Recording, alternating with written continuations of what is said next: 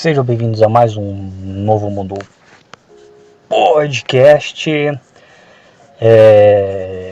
eu não sei o que falar, porque a introdução é só isso e não tem mais nenhuma introdução. Então ficou um vácuo e eu fiquei sem saber o que falar. Se inscrevam no meu segundo canal, eu estou falando isso em todos os vídeos, não está dando muito certo. Eu tentei mandar algumas pessoas pro segundo canal e deu um total de 2, eu acho, 3, porque das 6 visualizações que teve a última música, umas 3 foi certamente de um grupo de amigos que eu mandei também. Então é isso, mas quem sou eu? Quem sou eu também para mandar? Eu mandei aqui, vou mandar os caras aí lá, e os caras vão se inscrever, né? Vou mandar os caras se inscrever lá e é isso aí. E os caras vão se inscrever lá e é isso aí, né? Quem sou eu para mandar? Mas é isso aí, se inscrevam no segundo canal. Até porque eu acho que é o canal que eu tenho mais aptidão do que ficar falando no microfone. Eu acho que fazer músicas é algo que eu tenho mais aptidão do que simplesmente ficar falando coisa, impostando na internet, muito embora isso eu faça por mais tempo. Não é algo que, não é algo que eu sempre quis fazer. Tipo, eu nunca peguei nada. Vou fechar aqui porque eu achei que ia ser melhor. E é bom, é comfy que eles falam na internet, né? O barulho de chuva é comfy, mas é comfy. Nem sei se essa é a pronúncia correta, mas é comfy. Vamos fingir que a pronúncia é correta. Quando é baixo, quando é muito alto, não é tão comfy assim. Mas de qualquer forma, eu nunca fui o cara que pegava o microfone e ficava falando sozinho, então se bem que eu nunca fui o cara também que sei lá, ficava cantando e os caralhos. Na verdade, eu acho que eu não tinha nenhuma vocação quando eu era criança. Assim como a maioria das crianças, eu simplesmente existia. Não tinha nada que eu realmente gostasse de fazer, pelo menos não que eu me lembre. Não tinha uma coisa que eu pegava e falava, cara, é isso aqui, entendeu? Pelo menos não quando eu era criança, entendeu? Porque eu vejo todos esses caras que fizeram sucesso com, por exemplo, sei lá, com uns 20 e tantos anos deles, eles já tinham feito sucesso e os caras, sei lá, com 6 anos, meio que indiretamente, inconscientemente, eles já sabiam que eles queriam aquilo. Então foi só um processo natural, cara, sei lá, com 20 e tantos anos fazer sucesso com aquilo. E mesmo assim os que fizeram sucesso estrondoso fizeram porque estavam no lugar certo e na hora certa. Como eu falei em alguns podcasts, como eu falei no podcast Sucesso Antecipado, né? O cara, além de já ter uma certa vocação para aquilo e indiretamente saber que ele tinha uma vocação para aquilo desde os 6, 7 anos, o cara estava na hora certa, no lugar certo. Então, deu certo entre aspas, porque a maioria das pessoas que faz sucesso muito cedo acabam sequelando bonito. Mas, o cara que, sei lá, a maioria das pessoas, acho que elas não têm, quando elas são crianças, uma vocação, alguma coisa. Pelo menos eu não consigo lembrar agora de algo que eu olho e passo, não, era isso aqui e entendeu? É aqui que eu vou. Não lembro, não consigo lembrar de nada. Eu lembro que quando eu era criança, a única coisa que eu fazia era ficar girando o peão com a própria. Esse era o meu único, entre aspas, talento.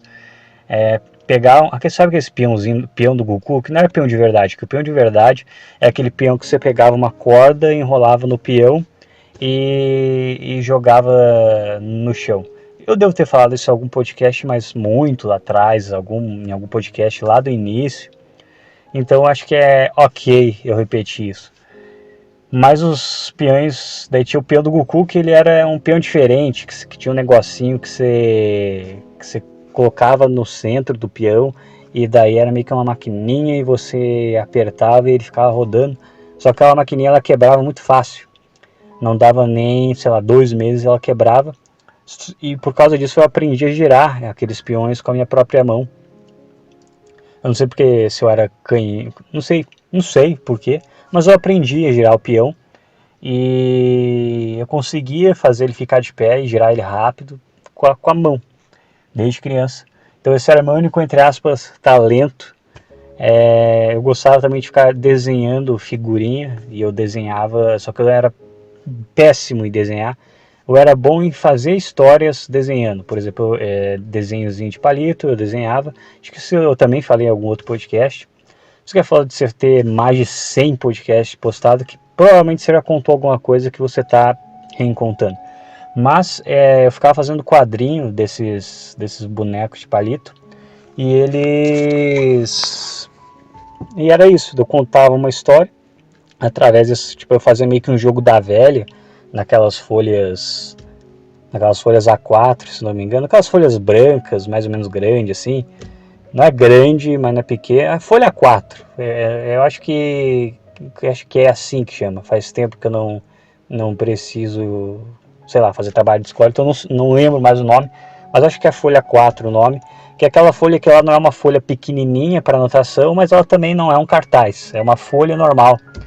E daí eu fazia meio que um jogo da velha gigante nessa folha e ia fazendo história, pegava várias folhas daquela e ia fazendo as minhas histórias. E era aquilo ali, entendeu? Não era nada espetacular, era um negócio bem grotesco e era o que eu fazia, ficava inventando história com boneco de palito. Aí aquilo evoluiu pro meu canal de pivote, que daí eram os bonecos de palito e dava para fazer uma animação. Aí eu melhorei na animação, só que eu não melhorei a minha capacidade artística de desenhar. Eu sempre me achei um artista medíocre. Eu sou um artista medíocre, tipo, eu vou desenhar um rosto, sai meio torto, sabe? É um pouquinho melhor que uma criança desenhando, até porque eu não sou uma criança, mas nunca saiu daquilo, entendeu? Eu acho que a pessoa, quando ela tem talento, sabe, com 8 anos ela desenha o Homem-Aranha perfeitamente e de uma forma que qualquer pessoa olhe e fale, caralho, isso daqui tá simétrico, tá bem desenhado. E eu com 8 anos desenhava o Homem-Aranha tudo torto, entendeu? Com o braço maior que o outro, entendeu?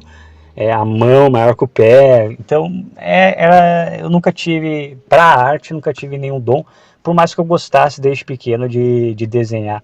Era uma coisa esporádica também. Tipo, eu desenhava quando eu não queria prestar atenção nas aulas. E eu tava navegando pelo maravilhoso mundo da internet e eu encontrei o relato de um cara falando que ele caiu nessa ilusão, que estava discutindo era uma discussão sobre concursos públicos, e que o cara caiu na ilusão, que estava estudando para concurso, mas aí ele viu que isso era ilusão, e isso daí é a opinião dele, eu não estou colocando a minha opinião aqui, e ele falou que ele fez um teste vocacional, e o teste vocacional dele deu algo relacionado a design, ou imagens, ou alguma coisa assim. Eu li aquilo, eu pensei, eu me vi um pouco na situação daquele cara, porque eu também sou concurseiro, só que o concurso é aquela história, é quase como se fosse um bilhete da Mega Sena, só que onde você tem algumas chances a mais de passar, porque por mais que você se esforce, por mais que você estude, cara, chegou num nível bizarro, onde, sei lá, caem 3 questões que você não soube responder, ou vai que seja uma questão, dependendo do concurso, caiu uma questão que você não estudou por algum motivo do destino, por mais que você estivesse afiado na matéria, você não sabia, e algum cara que às vezes estudou até um pouco menos, ou estudou igual a você, mas aquela questão ele sabia, porque ele estudou de uma forma um pouco diferente, ou na hora ele lembrou, e daí ele passa e você não. Então assim, o nível que está hoje, muitas provas de concurso, Pelo menos na visão desse cara que estava falando isso, meio que virou uma Mega Sena com menos concorrentes. Eu não vou dar a minha visão agora, talvez não dê nem nesse podcast, mas de qualquer forma ele falou que ele fez um teste vocacional e nesse teste deu que o negócio dele era design, ele foi fazer isso e deu certo. Ele foi, sabe, pegou uma câmera, fez um curso lá de fotografia, começou a contratar, a prestar serviço barato e aquilo começou a dar certo para ele. Aí eu li, aquilo me tocou um pouco, pensei, a minha situação não está muito diferente da situação desse cara, então eu vou fazer um teste vocacional para ver o que dá. aí, cara, nos 2 testes que eu fiz grátis, eu não paguei nenhum, mas os gratuitos, os 2 deram tipo 80% música, entendeu? Deu 80% que a minha aptidão é música, e a minha segunda aptidão depois de música era lógica e matemática, tipo 60%. Aí eu pensei, porra, 2 áreas completamente diferentes, entendeu? Música e matemática. Mas caralho. E daí o que eu posso virar? Ou eu posso virar um músico ou um programador. O que é mais fácil fazer dinheiro? Até então é programação, né? O programador, você, sei lá, aprende programação, né? E, sei lá, você consegue ganhar aí um dinheiro, né? Ganhar um bom dinheiro se você for um bom programador, mas ganhar pelo menos uns 4 mil se você for um programador mediano, ou até mais, porque aqui no Brasil, como deve ter muita gente, só que aí tem um porém, né? Tem muita gente que é contratada para trabalhar lá fora, só que a armadilha que eles não contam é que eles exigem experiência, e se você não tem experiência já não é tão fácil conseguir um emprego como programador nos dias de hoje. E a minha aptidão principal que deu nesse negócio foi música. Aí eu tô fudido, porque, sei lá, 99% dos caras que fazem música não tem onde cair morto. Mas é isso aí, é essa aptidão que eu tenho. Então se inscreva no meu segundo canal e assista os podcasts, dê like e comente para ajudar no algoritmo. Mas então é isso aí, cara. Então no fim das contas, sem saber, eu já estava dando vazão à minha vocação principal. E eu lembro que quando eu era criança, minha mãe colocou numa aula de piano, eu tinha uns 4 anos. Talvez ela tivesse percebido que eu tinha alguma proximidade com isso. Ou não, colocou por colocar também, eu não sei. Eu acho que ela colocou por colocar que quando eu era criança, a minha mãe ela veio de uma família mais pobre. Vamos falar a verdade aqui, sem ficar usando palavras bonitinhas. A minha mãe veio de uma família pobre, então ela colocou eu em coisas que ela, sei lá, queria ter feito, mas não tinha dinheiro. Então, quando eu era criança, eu fiz natação. Então, desde os 5 anos de idade eu já sabia nadar, música e mais algumas coisas. Acho que não teve mais tanta coisa assim, pelo menos não que eu me lembre. Mas eu lembro que a música tinha um piano lá e eu não queria prestar atenção. Eu não prestava atenção, eu me escondia debaixo da cama, eu queria ficar brincando de bonequinho, eu era muito hiperativo nessa idade. E deu que ela tirou, né? Ela viu que eu não tinha a maturidade, e eu só fui voltar a me interessar de novo aos 16 anos. O que é bem estranho, porque a maioria das crianças, elas se interessam pelas coisas cedo. E eu não me interessava por música quando eu era criança. Eu não me lembro de ter interessado. Talvez, sei lá, assim, em vez de... E outras, peguei trauma depois que eu desisti. Falava daquilo, pegava trauma, não queria saber. Não sei por que eu desenvolvi esse bloqueio, mas eu desenvolvi. E aí eu só fui voltar a me interessar por isso aos 16 anos, porque o carinha do violão, ele pega mais meninas e não sei o que, blá blá blá. O que é uma grande mentira, mas foi por causa disso que eu voltei a me interessar. Só que daí já vem a vida adulta, responsabilidade, um monte de merda. E eu acabei desistindo logo depois que eu entrei na faculdade, porque eu comecei a trabalhar, estudar, namorar e enfim. Dito isso, eu lembro que nesse ato, sei lá, se alguém tivesse me dado um violão, sei lá, com 6, 7 anos e me incentivado de outras formas, talvez eu tivesse desenvolvido essa habilidade mais cedo. Cara, eu não sei, só que isso não aconteceu. E sabe o que é mais triste? É que o meu pai, ele gostava de música, ele gostava de rock, e ele tinha uma guitarra. Só que ele nunca me apresentou nada disso, tipo, ele nunca chegou pra mim e falou: ó, filho, isso aqui é uma guitarra, isso daqui é um violão, toca desse jeito e vamos tentar tocar um pouco. Cara, não tem uma lembrança dele fazendo isso, uma única lembrança. E eu lembro que uma vez a minha mãe foi pedir uma guitarra dele, pediu assim: ah, por que você não dá uma guitarra pro teu filho, hein? Daí acho que já era a época que eu já estava aprendendo por conta, né, violão. Tudo que eu aprendi de violão, eu aprendi de forma autodidata, por isso que eu não sei acorde nem nada. E aí a minha mãe chegou pro meu pai e falou: ah, por que você não dá a sua guitarra para ele? Que ele tem um violão, ele tá querendo uma guitarra. E ele não quis dar, simplesmente. Não quis dar, e na época que eu era, sei lá, eu era mais pré-adolescente, criança, ele também nunca me ensinou. E nunca deu de presente um violão, uma guitarra, nem assim em tese, né?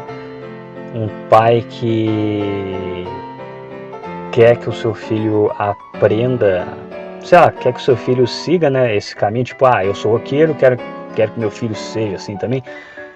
E sei lá, ele vai dar um violão, ele vai tentar estimular o filho e, cara, nenhuma lembrança dele fazendo isso. E então, o meu primo, com uns 15, 16 anos, me deu um violão e falou: ó, você quer tocar? Então é o violão, você faz esses exercícios. É um cara troncudo assim, mas ele é um cara transparente. E é bom você lidar com pessoas transparentes, porque por mais que às vezes elas sejam difíceis de lidar, ao mesmo tempo elas são fáceis de lidar, porque, cara, são pessoas lógicas. Você faz A, você sabe que ela vai responder B. E daí ele deu um violão velho dele para mim e falou: ah, você quer aprender, você faz esses exercícios e é isso aí, boa sorte, mas estamos aí. E foi por causa disso que eu comecei a aprender, entendeu? Por causa desse violão que meu primo tinha me dado. E aí eu fui aprendendo, daí eu queria buscar mais conhecimento sobre isso. E eu fui na minha cidade natal buscar o único lugar que ensinava música.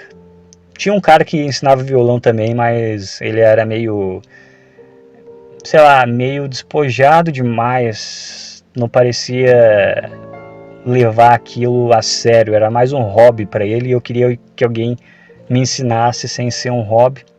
E não tinha, pelo menos na minha época não existia, na minha cidade, que tem o que hoje deve ter uns 25 mil habitantes, na época devia ter uns 22, 21 mil habitantes no máximo. Eu só encontrei um lugar e eu comecei a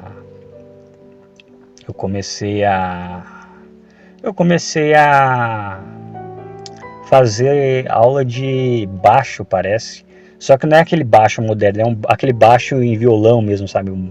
Não um baixo de violão, aquele baixo que parece um violino, tem aquele negócio que eu não lembro o nome. Parece uma régua que daí você põe, sabe o violino que tem uma régua que você fica esfregando no violino e sai o som? Era a mesma coisa, só que maior, porque eu era um cara alto. Eu fiz algumas aulas, uma mulher lá falou: nossa, você tem uma facilidade muito grande. Eu escutei aquilo e depois eu esqueci e fui fazer faculdade de TI, que de certa forma é a minha segunda vocação, seguindo esses testes vocacionais, mas não deu certo. Não gostei. Eu gostava até da programação em si, mas eu não gostava da, da bagunça, como é que é a palavra? Da Esqueci agora a palavra, mas da feijoada completa que era o curso em si, ensinando um monte de coisa ao mesmo tempo e de uma forma que, sabe, coisas que eram bem amplas e abrangentes, mas no fim das contas, é claro que uma faculdade ela tem que ensinar de uma forma mais ampla e abrangente, mas no fim das contas eu queria aprender mais a programação em si. Se eu pudesse voltar no tempo, teria feito um curso técnico de programação e não uma faculdade. Mas eu escutei essa mulher falando isso e eu solenemente ignorei ela, basicamente. E depois, quando eu já estava trabalhando em outro negócio, já tinha até desistido da minha faculdade de TI, essa mesma mulher, eu nem lembrava dela mais, porque eu tinha buscado ela, eu tinha ido lá no negócio dela, eu tinha uns 17 anos, e não foi ela que me falou pra mim, foi um cara lá que era o dono do negócio, ele entendia de música e ele falou que meu ouvido era bom. E ela falou pra mim, nossa, porque eu lembro de você e o cara que era dono lá falou que seu ouvido era bom e não sei o que, pena que você não pôde continuar indo lá. Mas eles tinham fechado também na pandemia e também eles não ensinavam violão, que era o que eu queria aprender na época. E foi isso. Aí meio que eu joguei na descarga, eu desperdicei esses anos de juventude buscando mais segurança para ter mais estabilidade e deu que eu terminei sem segurança e sem estabilidade do mesmo jeito. Mas pelo menos terminei com um pouquinho de dinheiro. E agora eu estou aqui dentro de um carro gravando podcast enquanto chove lá fora. Mas basicamente, se eu pudesse voltar no tempo, vamos fazer um exercício mental. E se eu voltasse no tempo e sei lá, fizesse uma faculdade de música, será que daria boa? E eu acho que não, sabe, porque no fim das contas, eu acho que essa é a mesma coisa da faculdade de sistemas de informação. Eles iam abranger muito, teorizar muito, e no fim o cascalho no final do mês não ia cair, eu ia me frustrar do mesmo jeito e não ia dar certo. Porque aonde eu morava as coisas eram mais difíceis, porque a faculdade não era na mesma cidade. Era basicamente, sei lá, um cara que mora em São Paulo, ele deve entender isso, porque por mais que ele more na mesma cidade onde ele faça as coisas, ele tem que pegar transporte para os lugares do mesmo jeito. Então ele sabe o que é você ter que demorar 1 hora até chegar em um lugar para fazer o que você tem que fazer naquele lugar e demorar mais 1 hora para voltar para casa, e nisso tudo você já perdeu 2 horas da sua vida por dia. E era basicamente isso que acontecia com todo mundo que morava na minha cidade, não era só comigo. E a maioria das pessoas, inclusive eu, trabalhava em alguma coisa que no fim das contas sugava o dia inteiro da pessoa, porque a pessoa trabalhava umas 6 horas por dia, seja estágio, seja concurso público em prefeitura no caso, pegava 1 hora de condução, 1 hora e meia, aí trabalhava, estudava mais umas 4 horas, pegava mais 1 hora e meia de condução para voltar para casa, e nisso aí você ficou alienado a si mesmo e tendo que resolver pepinos da vida e do dia a dia por, sei lá,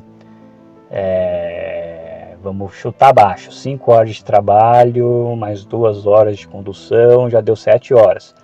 Mais 4 horas de faculdade já deu aí 10 horas, 11 horas. Basicamente você ficou 11 horas fora de casa resolvendo pepino. Quando você chega em casa, você quer comer e dormir. E eu até tentava, no meu tempo livre, nos finais de semana, fazer alguma coisa, mas, não, sabe, quando você é jovem, você pensa que você é invencível, que você vai conseguir fazer tudo. Eu lembro que também fazia academia nessa época, então eu estudava, trabalhava, fazia academia e achava, por algum motivo, que o final de semana ia ser o suficiente para pegar o meu violão e criar grandes criações e ia dar tudo certo, não sei o que. Mas não é bem assim que as coisas funcionam. E não que eu fosse um super workaholic que ficava o dia inteiro sendo super funcional e produtivo, mas eu tinha que estar lá, entendeu? Às vezes eu ficava o dia inteiro sem fazer nada, mas eu tinha que estar lá, eu tinha que estar presente, estar à disposição.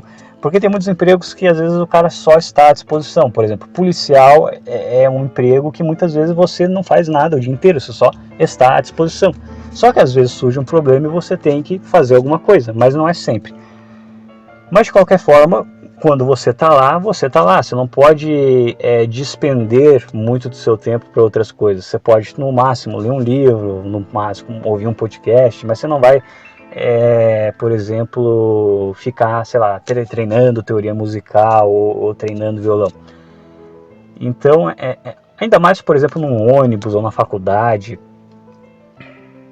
ou onde eu trabalhava, que era um lugar onde, mesmo onde você não fazia nada, era um espaço limitado, era um espaço que não dá muita liberdade. Você senta ali, você fica no seu canto, mesmo sem fazer nada, você tem que estar ali comportadinho. E, enfim, é isso. Basicamente, eu entrei na corrida dos ratos bem cedo. E eu saí um pouquinho tarde dessa corrida dos ratos. E eu vejo que tem uma tendência agora dos Zoomers, né? Que são acho que são os Zoomers, eles são aquela geração que nasceu depois dos anos 2000, né? Entre 2000 e 2005, ou entre 2000 e 2010. Falando nisso, quem nasceu em 2010 já vai fazer 13 anos. E isso é assustador. Mas quem nasceu entre 2000 e 2010, ou 2005 e 2010, os Zoomers, eles estão, a maioria está tendo uma tendência de ficar um ano em casa antes de fazer alguma coisa. E eu acho isso válido. Eu acho válido até você ficar uns 2 anos em casa sem fazer nada.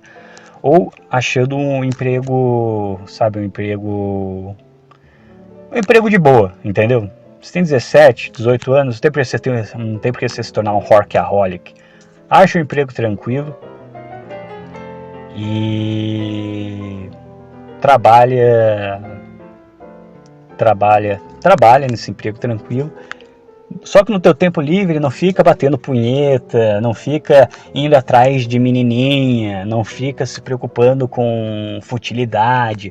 No seu tempo livre faça coisas lúdicas, mas lúdicas no sentido que vão te engrandecer como ser humano. Eu lembro que depois que eu fui atropelado, coisas que me salvaram para eu não fragmentar completamente a minha cabeça, não fisicamente falando, embora eu tivesse sim batido a cabeça e tido um traumatismo craniano, não foi um negócio grave, mas eu digo psicologicamente mesmo, o trauma de você estar vivendo uma vida funcional. Que eu vivia uma vida funcional, como eu acabei de falar, eu trabalhava, estudava, pegava condução, vendia doce, socializava, namorava, fazia um monte de coisas e num estalar de dedo tudo se transforma em nada e isso fragmenta a cabeça de uma pessoa. Tanto que muita gente na pandemia, por muito menos, só porque não podia sair de casa, já começou a despirocar completamente. Eu despiroquei também nessa fase, eu admito, mas foi mais pela repreensão de ter que usar, foi mais pela máscara. A única coisa que me incomodou, de fato, na pandemia foi a maldita máscara. Cara, senão, assim, se a segurança para você não pegar esse vírus fosse, olha, não vão em festas e, sei lá, não bebam álcool e não usem drogas, porque essas coisas vão abaixar a sua imunidade e vão aumentar a sua chance de pegar essa porcaria. Cara, eu tava ok, eu ia passar a pandemia sinceramente muito, muito bem. A única coisa que fudeu mesmo foi esse lance de máscara e de fechamento das coisas. Mas máscara foi o que me incomodou de fato. Mas mesmo assim, precisou de um ano e pouco para deixar o meu psicológico um pouco abalado. Esse negócio de isolamento. Eu passei 2020 inteiro relativamente tranquilo. Em 2021 que eu comecei a ficar nervoso com essa restrição no mundo inteiro. Agora, no acidente foi diferente, porque todo mundo seguiu a vida e foi como se eu tivesse capotado no meio do caminho durante a corrida da vida. E eu fiquei... A minha vida deu uns 180 de graça e coisas... E eu fiquei com muito tempo livre. Nas primeiras 2 semanas foi muito bom, porque eu andava meio sobrecarregado, mas dava para aguentar. Mas eu lembro, na verdade, nesse ano que eu andava bem sobrecarregado e daí eu tinha reduzido algumas matérias da faculdade e eu pensei, ok, agora vai tudo se alinhar e vai tudo dar certo. Eu vou reduzir, pelo menos por agora, algumas matérias da faculdade e depois eu vou voltar e eu vou me alinhar aqui e vai tudo ficar tranquilo. Só que com o acidente eu parei tudo ao mesmo tempo e fiquei realmente sem fazer nada, e isso foi muito bom no começo, as 2 semanas. Só que depois começou a vir um tédio, um vazio, uma culpa. E o que me salvou de não entrar em desespero completo foi ler que nem um autista completo. Foi nessa época que eu descobri Dostoiévski. E correr, como era uma cidade pequena, eu conseguia correr até uma parte da cidade que tinha quase nenhuma construção e muito mato. E isso era revitalizante. E foram essas coisas que me salvaram nessa época de não sei, sei lá, entrar em depressão, ou de entrar em desespero, ou de me tornar uma pessoa mais, eu não sei, mais sem perspectiva. Então eu nunca perdi o chão, eu nunca fui aquela pessoa que pensei, oh meu Deus, eu não sei o que fazer agora, eu estou completamente... Eu nunca tive esse fundo do poço, porque eu sempre tinha alguma coisa edificante para fazer na vida, mesmo nesses momentos mais baixos. E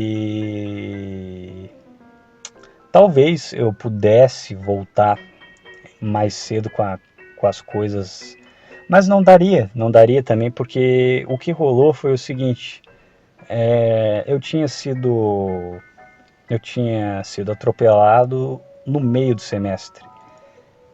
E eu recuperei a minha memória se tornou funcional 1 mês depois. Nisso o semestre já estava perdido, vamos combinar. E o semestre que vem eu já voltei, então realmente não tinha o que fazer. E na verdade, depois que você sofre o acidente, acho que a última coisa que você deve pensar é na porra do semestre. Mas a namorada que eu tinha na época que falou, não, mas você deveria voltar, que não sei o que. Para você ver que eu tinha uma namorada muito, muito compreensiva na época. Mas de qualquer forma,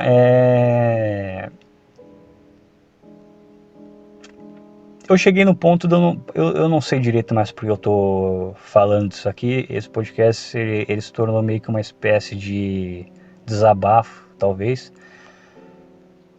Mas eu acho que esses são os...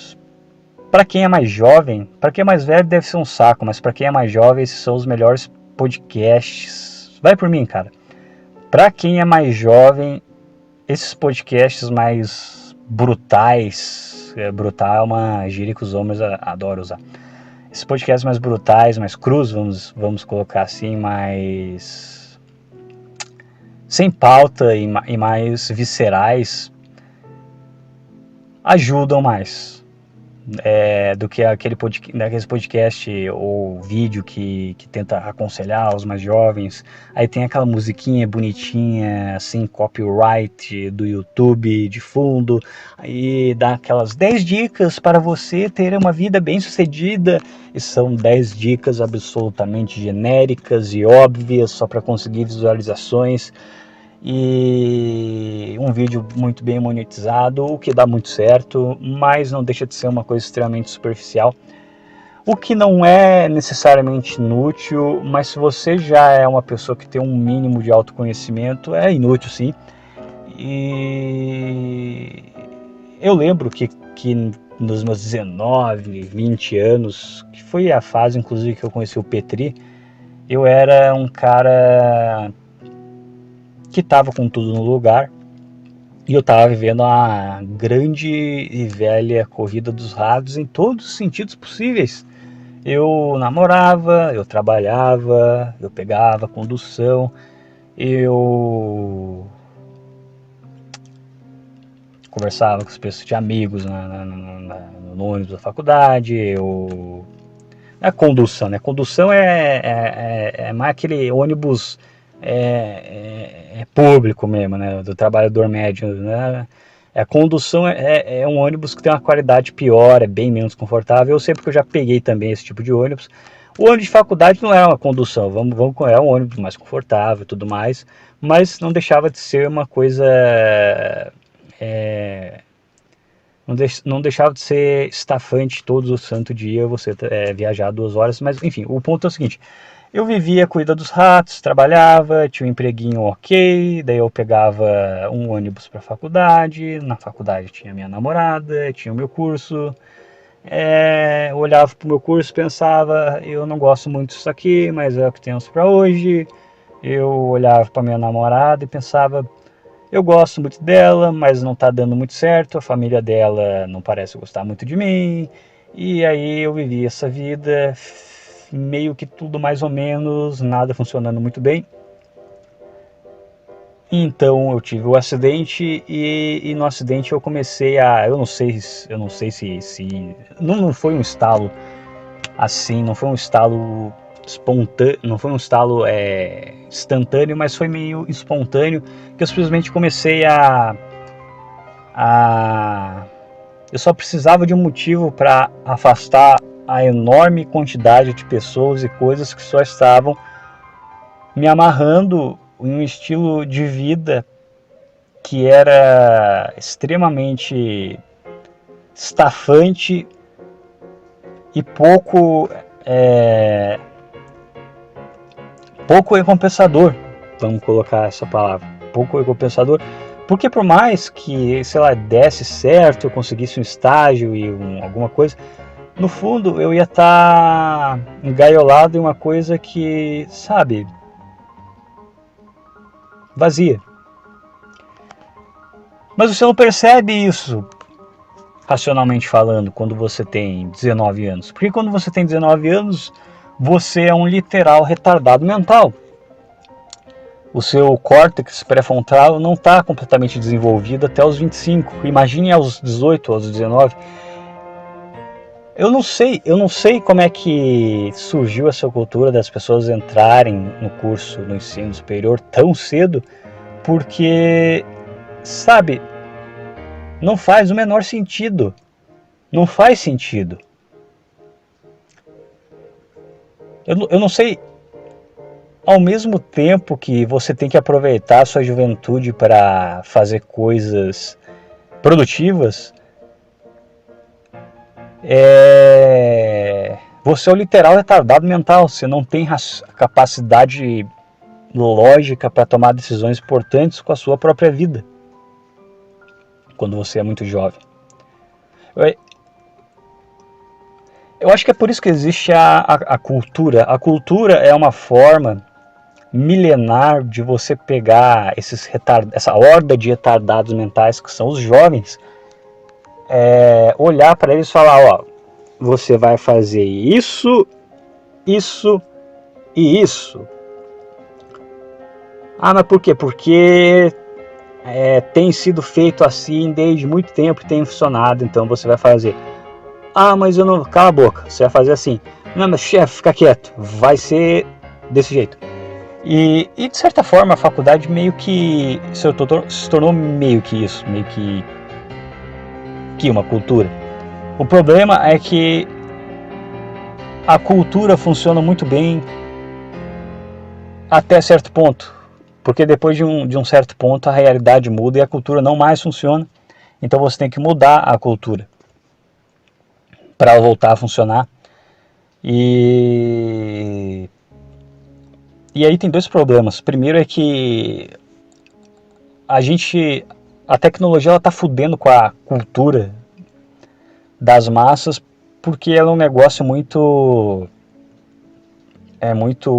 amplo, muito rápido, se desenvolve de uma forma tão rápida que a cultura não consegue acompanhar. E outra coisa que também tem sido um problema é que a gente anda vivendo um processo de quebra cultural. Então as coisas que, por exemplo, os mais velhos falavam para você, porque em tese funcionaria, não mais estão funcionando. Por exemplo, faça a faculdade que você terá a vida garantida, se tornou algo cultural, porque fazia sentido nos anos 70 até os anos 90, mas agora não faz mais para a maioria dos cursos. Só que aí você só consegue perceber isso quando você já está numa idade onde você tem uma capacidade de tomar decisões lógicas mais aguçada. Só que nisso você já perdeu anos vivendo um sonho americano, vivendo um sonho cultural que não existe mais, pelo menos não na mesma proporção que existia até alguns anos atrás, até algumas décadas atrás. E o meu conforto é que eu não estou sozinho nisso. Muita gente está passando por isso, muita gente caiu nesse conto do vigário. E por mais que seja errado você, sei lá, se deliciar com a confusão dos outros ou com o erro dos outros, eu acho que é ok quando você percebe que esse erro meio que foi massivo e todo mundo cometeu esse erro. Tanto que eu vejo hoje muita mulher tá vivendo a vida, por exemplo, mulher que fez faculdade de maquiagem, fazer maquiagem para outras mulheres, vender roupa, porque a faculdade não tá valendo de merda nenhuma.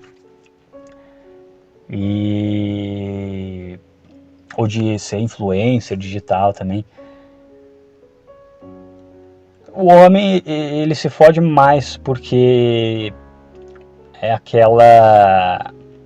fazer ensino superior é aquela faca de dois gumes, enquanto você perde seu tempo se especializando em alguma coisa que no fundo pode ser inútil, você não aprende a ser um homem funcional, você não aprende a fazer uma massa, você não aprende a trocar um chuveiro, você não aprende a sei lá, construir uma casa, e coisas que, por mais que você fale, mas todo homem deveria saber fazer isso, por natureza, por criação, mas acontece que a maioria dos homens hoje, cada vez um número maior, estão crescendo sem pais em casa. Quem é que vai ensinar ele a fazer isso? A mãe? Por favor, né? Ainda mais se a mãe trabalha o dia inteiro e o pai é ausente.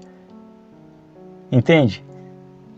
Nós somos uma sociedade, não é nem uma sociedade de homens criados por mulheres, como é dito como é no Clube da Luta.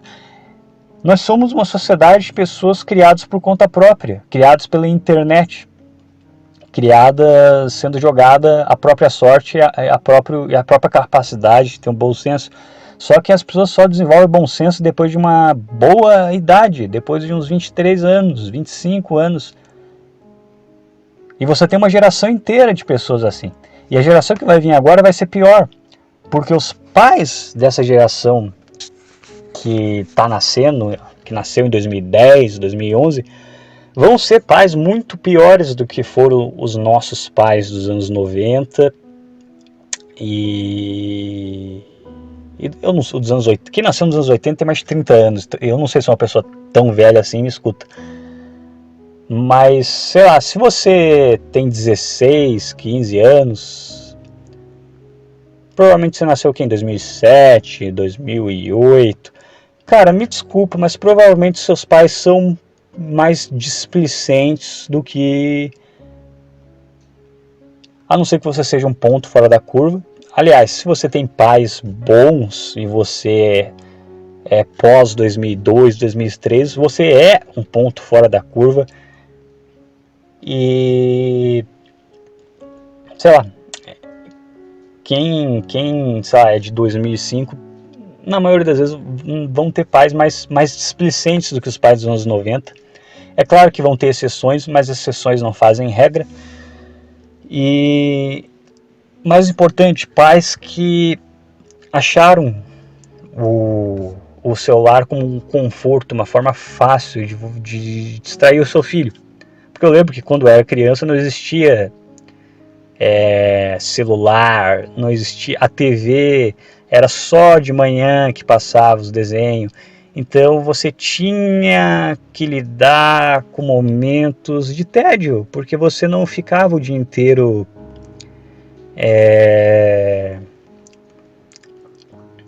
vendo alguma coisa, não tinha como. E o resultado, pelo menos para mim, é que as crianças elas tinham que ser mais criativas e mais sociáveis antigamente. Então eu era uma criança que inventava, ficava girando aquelas coisas do Gugu, mesmo que brincando sozinho.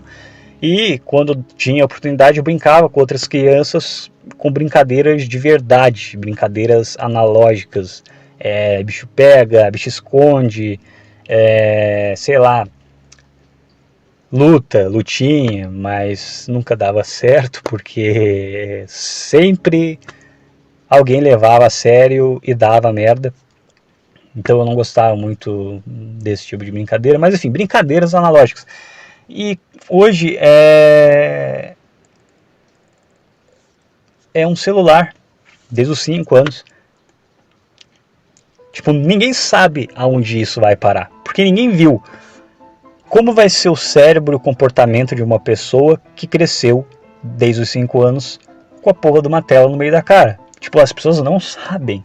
As pessoas não sabem, elas não têm informação de como é que vai ser. É literalmente um experimento social a céu aberto acontecendo em tempo real, dia após dia.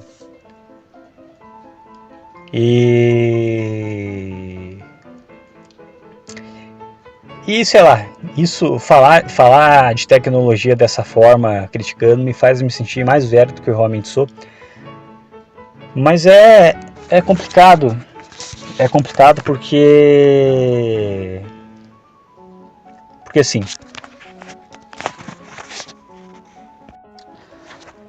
mas é isso aí. Acho que fazendo uma recapitulação, porque esse podcast já foi bem longo. Eu vou ver se mais para frente eu consigo fazer todos os podcasts serem mais longos.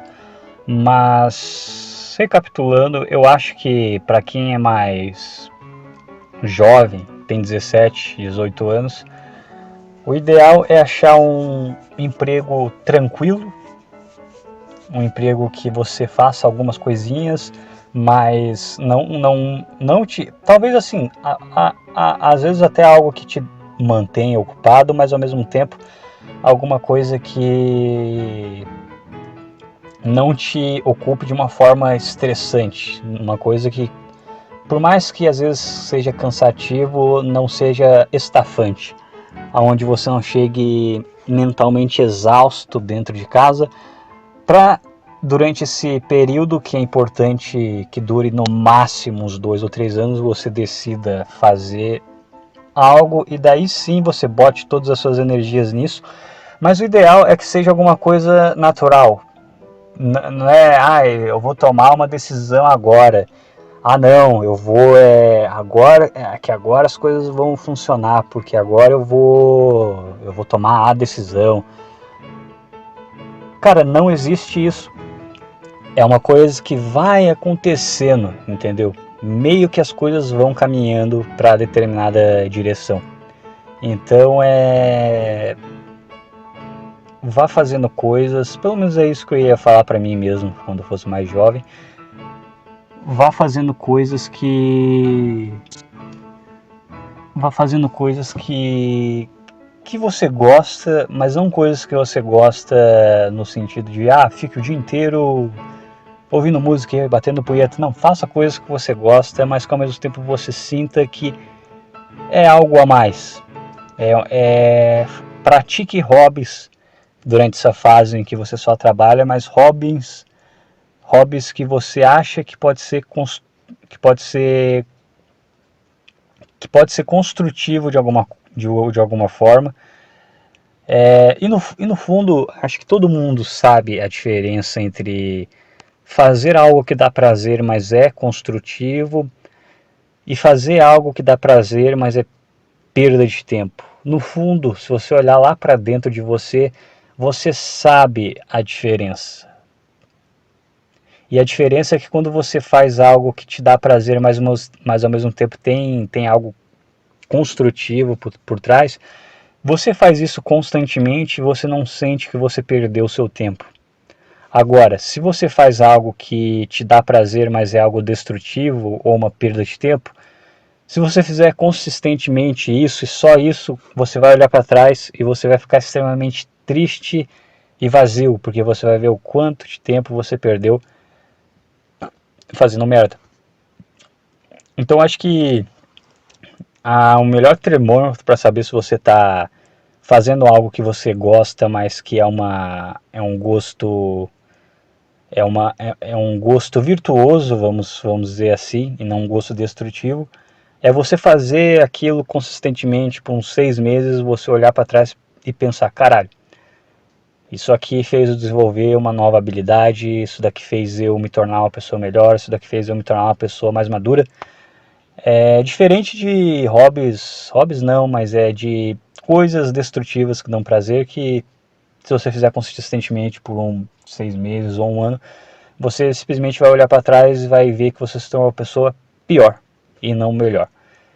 Mas eu acho que é isso. Quando você vai ficando meio velho, você vai ficando chato e querendo dar conselho para os mais jovens, o que não faz o menor sentido, porque eles não vão escutar. Cara, é sério, tem um velhinho, vamos falar senhor, né, para respeitar um pouco as pessoas. Tem um senhor na minha família que ele vive, se bem que velho também é chato, chega uma hora, né, porque velho, o problema do velho é que ele é inconveniente, né, ele não é chato, ele é inconveniente. Eu acho que é porque o velho, ele não tem que nem eu tenho um podcast onde ele pode falar as coisas da vida dele, aconselhar os outros. Por algum motivo, eu acho que quando você aconselha as pessoas, aconselhar as pessoas é uma forma de desabafar, é uma forma de você, entre aspas, se salvar, entendeu? É uma forma de você ter uma catarse, ou catarse, não sei como é que se pronuncia essa porra dessa palavra, e você falar, ok, de alguma forma eu me salvei, de alguma forma eu fiz o meu eu mais jovem tomar uma decisão melhor e ter uma vida melhor do que a minha. Porque não tem muito sentido você querer aconselhar os outros, não faz muito sentido, vamos combinar. Qual é o sentido de você aconselhar as pessoas se você pode simplesmente ficar quieto, deixar elas serem mais estúpidas que você e ganhar na corrida da vida? Qual é, entendeu, o sentido de aconselhar as pessoas? Acho que essa é uma das provas que o ser humano ele é altruísta até certo ponto. Mas de qualquer forma tem esse senhor e ele sempre dava conselhos geralmente de gramática, né, de forma de se pronunciar para alguns parentes, principalmente algumas parentes minhas que na minha família tem mais mulher do que homem e mais mulher jovem também do que homem. Tem mais mulher no geral do que homem, mas quando ele dava esses conselhos, ele nunca era ouvido. E deu que uma dessas minhas parentes, minhas primas, precisou realmente começar a conversar com o público, e aí ela percebeu que é importante você saber se comunicar um pouquinho melhor e usar algumas frases um pouquinho melhor. Mas não é esse o ponto que eu quero falar. O meu ponto é que a maioria das vezes os jovens sempre vão ignorar esses conselhos. Mas como eu estou gravando um podcast, quem tiver olhos que veja, e quem tiver ouvidos que ouça, ou quem tiver olhos que ouça e quem tiver ouvidos que veja, incomoda menos, porque é mais edificante nos dias de hoje você gravar um podcast aconselhando uma grandíssima quantidade de anônimos na internet, do que você tentar fazer isso pessoalmente, onde você vai ser ignorado por uma pessoa mais nova que você, mais arrogante que você, que prefere ficar olhando as suas coisas no celular. Não tem porquê, né? Um podcast é muito mais edificante para aconselhar as pessoas, porque elas ouvem se quiser, e se elas não quiserem ouvir, eu falei o que eu queria falar. Aliás, eu acho que o futuro ele vai ser, parece sombrio, e eu acho sombrio, mas ele vai ser, cara, poucas conversas e muita gente escutando podcasts e vendo vídeos na internet, e quando as pessoas quiserem, sei lá, falar alguma coisa, eu acho que daqui a pouco o podcast vai ser um negócio pessoal, todo mundo vai ter um, quase como se fosse um diário, só que um diário público, porque você aconselha as pessoas, você fala dos seus devaneios, e se der certo você ainda ganha dinheiro. É muito melhor do que uma conversa onde às vezes a pessoa vai te ignorar. Para quê? Para olhar por um celular. Para quê?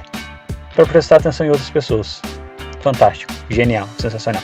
Mas é isso, por esse podcast é só. Se inscrevam no segundo podcast, vejam os vídeos do segundo podcast e até!